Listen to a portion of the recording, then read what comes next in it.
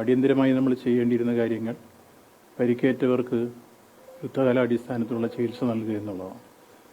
അത് ഗവൺമെൻറ് എല്ലാ അർത്ഥത്തിലും അതീവ ഗൗരവത്തോടുകൂടി ആ പ്രശ്നത്തെ കാണുകയും തൃശ്ശൂർ മെഡിക്കൽ കോളേജിലെ ഡോക്ടർമാരും കൂടാതെ കോട്ടയം, കോഴിക്കോട് തുടങ്ങിയ മെഡിക്കൽ കോളേജിലെ ഉൾപ്പെടെ ഡോക്ടർമാരെയും വരുത്തി ഏറ്റവും വിദഗ്ധ സംഘത്തിൻ്റെ ചികിത്സ പരിക്കേറ്റവർക്ക് ലഭ്യമാക്കിക്കൊണ്ടിരിക്കുന്ന സാഹചര്യമാണ് ഇപ്പോൾ നിലവിലുള്ളത്.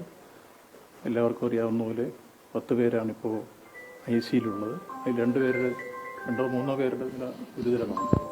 2 പേര് വെന്റിലേറ്ററിലാണ്. ഇപ്പോൾ നമുക്ക് ബോഡി കിട്ടിയത് ഇന്നലെ ഏതാണ്ട് 5 എണ്ണം പോസ്റ്റ്മോർട്ടം നടന്നിരുന്നു. 3 എണ്ണം കൊണ്ടുപോയി കഴിഞ്ഞു. 2 എണ്ണം ഇനിയും കൊണ്ടുപോകാനുണ്ട്. ബാക്കി അവശേഷിക്കുന്ന മൃതശരീരങ്ങളുടെ പാർട്സ് DNA ടെസ്റ്റ് നടത്തിയായിരിക്കും പോസ്റ്റ്മോർട്ടത്തിലേക്ക് കടക്കുക.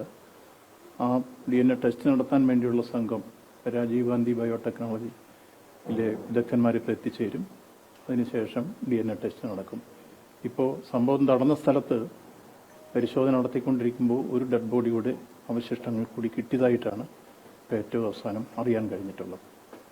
ഇന്നലെ ഒരുപക്ഷെ ഒരു രൂപത്തിൽ നോക്കിയപ്പോഴും കാണാൻ കഴിയാതിരുന്നപ്പോൾ കിടാവർ ഡോഗ് വന്ന് ആ ഡോഗിൻ്റെ പരിശോധന കൂടെ നടന്നപ്പോഴാണ് ഇപ്പോൾ പാർട്സ് വീണ്ടും കിട്ടിയെന്നുള്ള മെസ്സേജ് ഇപ്പോൾ കിട്ടിയത്.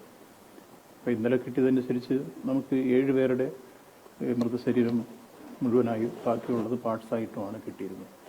ഒരുപക്ഷെ എത്ര പേരുണ്ട് എന്നുള്ള അവസാനമായി നമുക്ക് പറയണമെങ്കിൽ ഇന്നത്തെ പരിശോധന കൂടി കഴിയേണ്ട സ്ഥിതിയാണ് ഉള്ളതെന്നാണ് ഇന്ന് രാവിലത്തെ സ്ഥിതിഗതിയിൽ മനസ്സിലാക്കാൻ കഴിയുന്നത്.